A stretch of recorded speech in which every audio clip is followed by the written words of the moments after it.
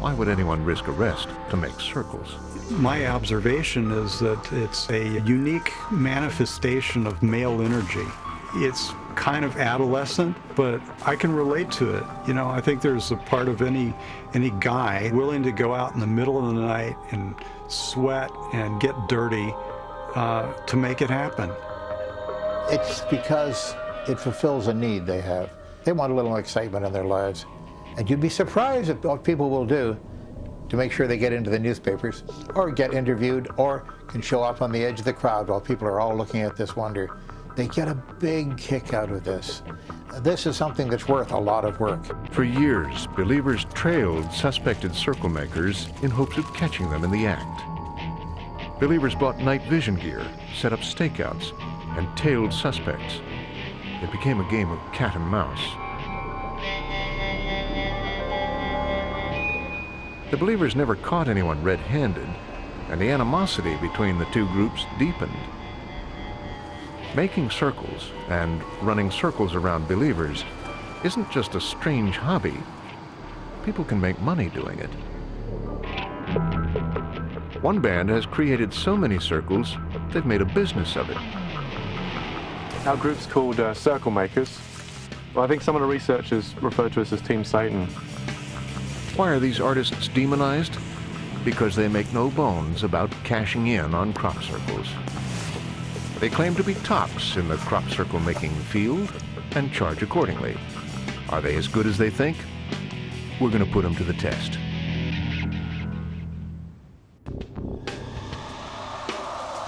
Crop circles began to make news in the 1970s and were just what you'd expect, simple circles.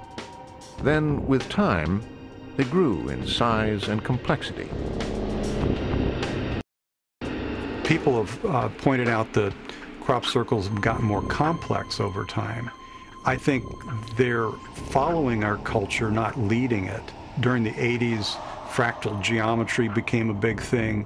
Fractal geometry hit the crop circle field in the early 90s. You start to see things that look very digital, very much like pixels, just as we're starting to use computers and have computer monitors a lot. Today, some believers in the paranormal argue that many crop circles are just too big and intricate for people to create in a short summer night.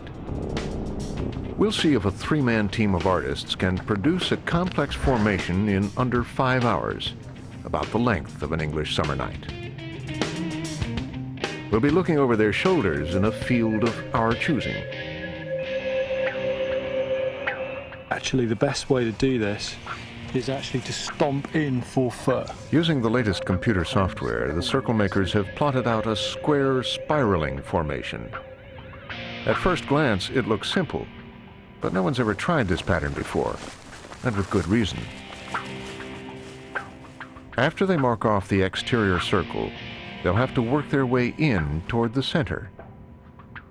They must make every corner turn at exactly 90 degrees, and each line must be perfectly straight. If not, their errors will be compounded as they spiral inward, and they'll end up with a lopsided mess instead of a perfect square. To get around a field without leaving marks, they follow tractor or tram lines. Oh no, you do not step in any crop that is standing ever, under any circumstances. Tools are simple. A few stakes to mark off key points, surveyor's tape, and specially made stock stoppers. Coming into Wiltshire in broad daylight carries risks for the circle makers. Farmers despise them because of the damage they cause. And many believers hate them simply because they make circles. How does that make them feel? But sometimes it's no laughing matter.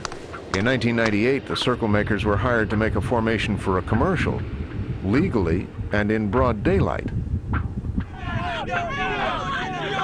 When believers found out, all hell broke loose. First, they hurled abuse. Then they hurled rocks.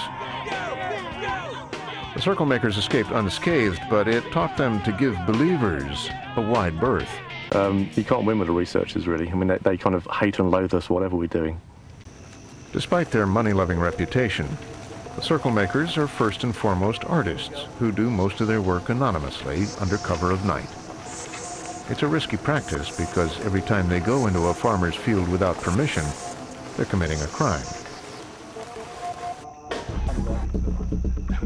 You know, what you have here is a slight degree of adrenaline that you get when you're making circles in darkness. And you know you have to be out of the field before the sun starts to rise. And so things just happen quicker, I think, because there's more of a kind of psychological pressure on you to get it finished. Once their eyes adjust to the dark, they can see well enough to work.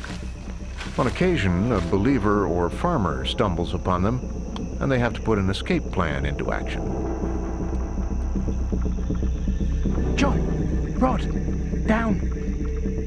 At the first sign of danger, they head to a designated meeting point in the tram lines. They bide their time until the coast is clear. And if they do have to leave the field, they face other hazards. Some can catch them by the seat of the pants. Some of the risks involved are electric fences and barbed wire. I've lost a few pairs of trousers to barbed wire over the years. And cows as well. You got to watch cows because they can stampede, and that can be pretty scary and funny as well, actually, afterwards. They're not those kind of docile creatures that they appear to be in the day. They transform into kind of, you know, rural juggernauts.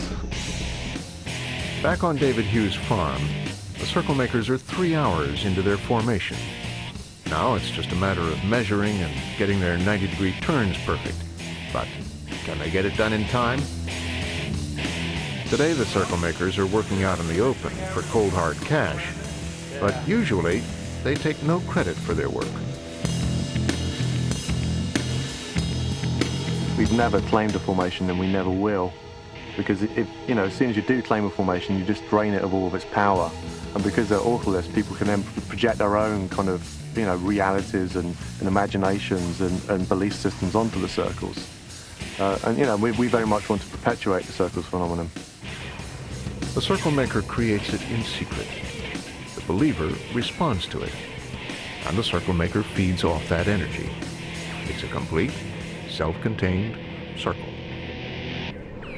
One art critic commented that whoever or whatever made them is an artist of genius. In under 5 hours, our landscape geniuses complete their square spiraling formation.